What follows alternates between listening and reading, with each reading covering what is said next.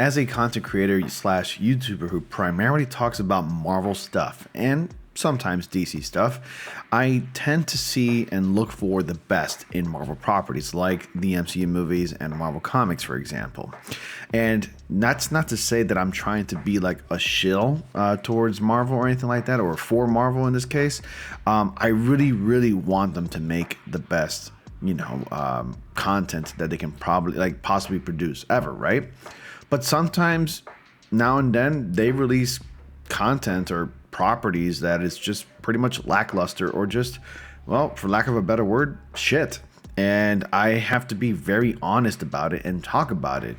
And I hate it when Marvel puts out bad movies or bad comics and there's bad writing in there. And I really don't like it. I really don't enjoy that. But I have to be as honest as I can possibly be. So that way nobody can ever accuse me of being a Marvel shill and defend it with everything I've got, no matter how bad it may be.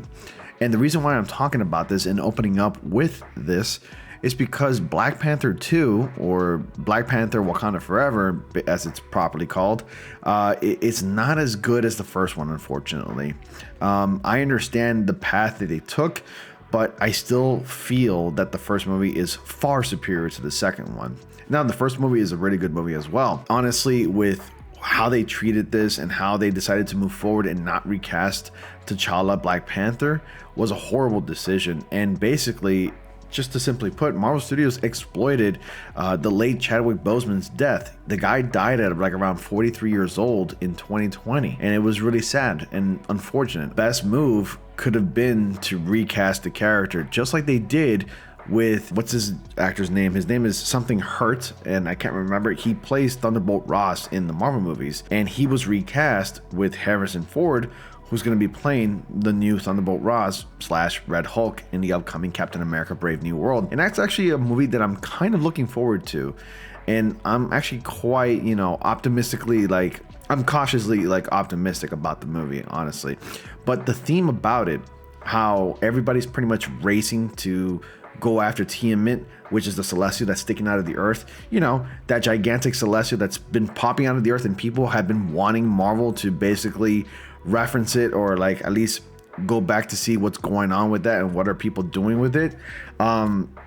The whole theme about the movie is that pretty much everybody's going to be going after it because they discovered a new metal or a new element in Tiamat, and that is adamantium. And we're going to get all sorts of reaction, and we're going to wonder how the Wakandans are going to react to the fact that adamantium is just that much more of a valuable resource than vibranium, and that it's just about a little bit more powerful than vibranium overall. So I have the article here talking about how Black Panther 3 has gotten an update and how the producers pretty much addressed the rumors about T'Challa's Black Panther recasting. And we're going to go ahead and discuss, and then after that, if you want, leave your comments down below, your theories and everything like that. I know it was like a long opening, so I'll try to leave chapter markers so that way you can skip over, but still I think it's very important that you don't miss anything that I talk about here.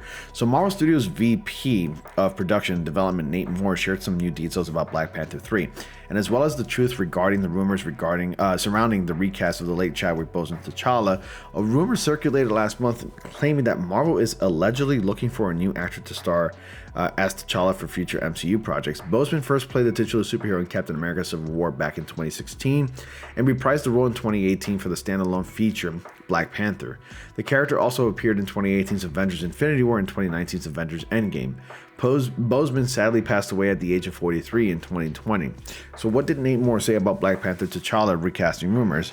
Moore, in an interview with comicbook.com, debunked the recasting rumors and shared some potential plot details for Black Panther 3, teasing how Anthony Mackie-led Captain America Brave New World can help set up the third installment.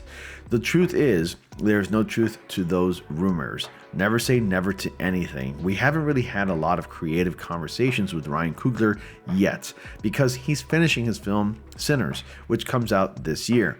We'll get into it later this year, but everything you read online is not true.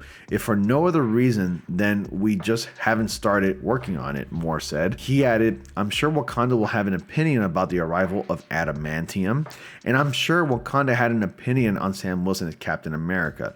Clearly, they seem to support him, as they've given him some technology to help him out. But Wakanda isn't in the best graces with the US government, so there's a possibility for conflict in a lot of different ways.